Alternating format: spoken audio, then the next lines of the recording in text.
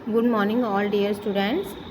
कल की क्लास में हमने जो मेहरगढ़ साइट्स था उसमें हमने पढ़ लिया था। आज हम बुर्जहोम साइट पढ़ेंगे कि बुर्जहोम साइट में हमें कौन कौन से एविडेंसेस देखने को मिलते हैं।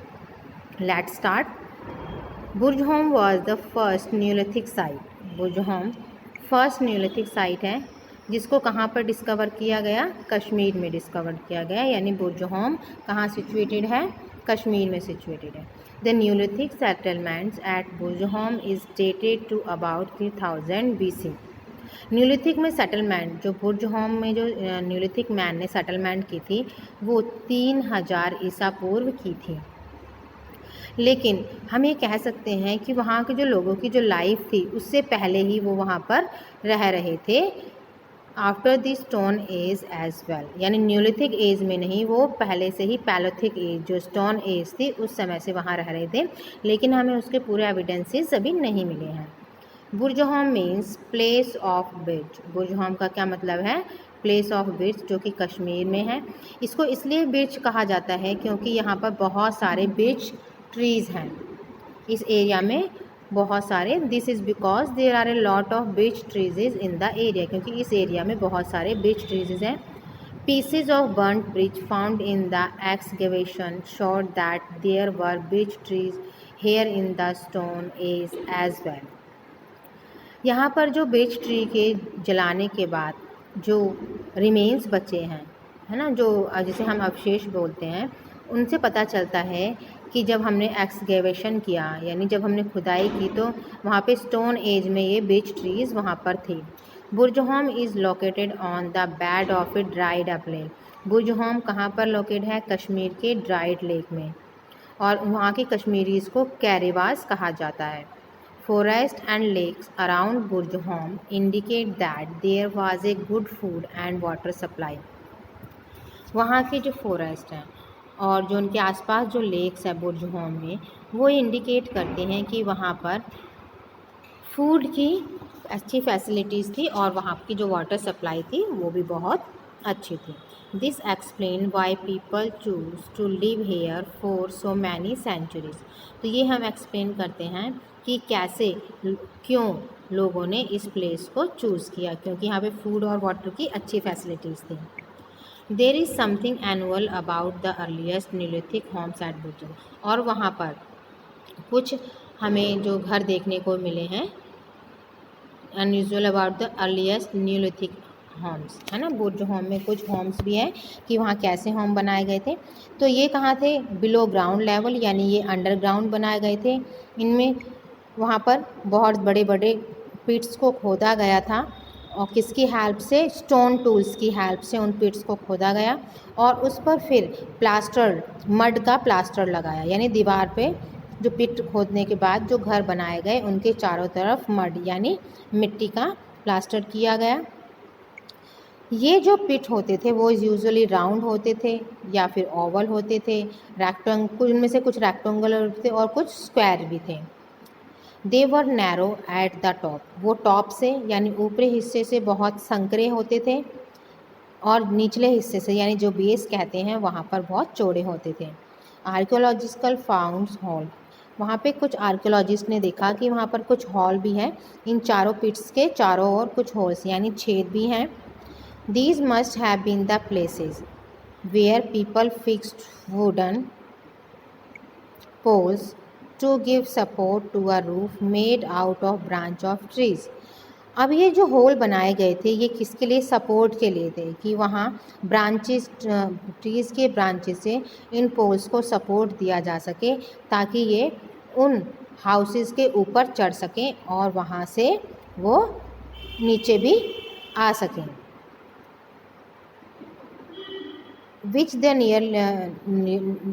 Early Neolithic people of Burjahom tried to keep snug and warm in the bitterly cold wind.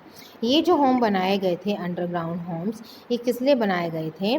ताकि वहाँ के लोगों को जब बहुत ठंड पड़े, बिटरली कोल्ड विंटर, तो उनको लोगों को स्नग और वार्म दे सके, ठीक है, गरमाई दे सके। अब वहाँ पर आप देखेंगे कि ash, charcoal and pieces of pottery were found in these pits. Ash क्या होता है? जो राख होती है, चारकोल। और वहाँ जो पॉटरी के जो पीसेस मिले, उससे ये क्या इंडिकेट करते हैं कि वहाँ एक्चुअली में लोग वहाँ पर रहते थे। कुछ पिट्स में हमें ओवन्स भी मिले हैं, ओवन्स जिन्हें हम चूल्हा कहते हैं, जो किससे बनाए थे, स्टोन से और क्ले से बने थे।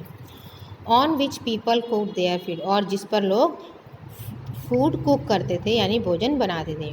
A stone used for grinding grain was found in one of them, और एक स्टोन भी मिला है जिससे कि वो ग्रेन्स को ग्राइंड करते थे। All this prove that people live in the pits, ये सारे प्रूफ करते हैं कि लोग इन पिट्स में, इन गड्ढों में रहते थे अपना घर बनाकर। अपार्ट फ्रॉम ह्यूमन बरियल्स, यानी मानव की कब्रों को छोड़कर एनिमल्स की जो कब्रें हैं वो भी वहाँ देखने को मिलती हैं। Animals were sometimes buried along with humans and sometimes on their own.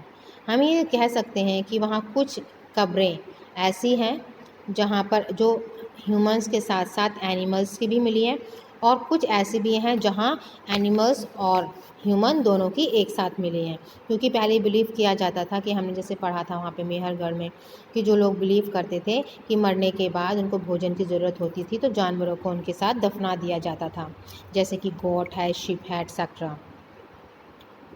They include wild animals, उसमें वाइल्ड एनिमल भी इंक्लूड थे, जैसे वॉल्व्स एंड लोमड़ी, ibex and mountain goat, deer and snow leopard. The tamed और domesticated animal that appear in the burials include dogs, जो उन्होंने domesticated animals थे वो भी उन कब्रों में हमें देखने को मिले हैं, जिसमें डॉग्स हैं, कैटल हैं, बफेलोज हैं, गॉट्स एंड शिप हैं। Animals burials of this kind have not been found at Neolithic site in other parts of the country. अब एनिमल्स की जो बरियल्स हैं, यानी एनिमल्स की जो कब्रें थी, वो इंडिया के अदर पार्ट्स में नहीं पाई गई। An interesting discovery was a stone slab with a hunting scene carved on it. एक इंटरेस्टिंग डिस्कवरी और की गई, वहाँ पर क्या की गई थी, hunting scene carved on it, कि उन पर हंटिंग सीन कार्व किए गए। It shows 2 hunters hunting a stag, क्या दिखाया गया है वहाँ पर कि जो 2 हंटर हैं वो एक हिरन का शिकार कर रहे हैं। One hunter is armed with a long spear and the other with bow and arm. एक पे क्या दिखाया गया है कि एक जो शिकारी है वो भाले से मार रहा है हिरन को, और दूसरा जो है वो धनुष बाण से मार रहा है। This shows us that hunting was still a part of the life of the Neolithic people of Burzahom. तो ये हमें इंडिकेट करता है कि बुर्जहोम में जो हंटिंग थी वो लोगों की लाइफ का एक पार्ट थी। Recently scientist study the seed found at Neolithic level of Burzahom, और रिसेंटली साइंटिस्ट ने ये स्टडी किया है कि बुर्जहोम में न्यूलिथिक लेवल पर कुछ हमें सीड यानी बीज भी देखने को मिले हैं।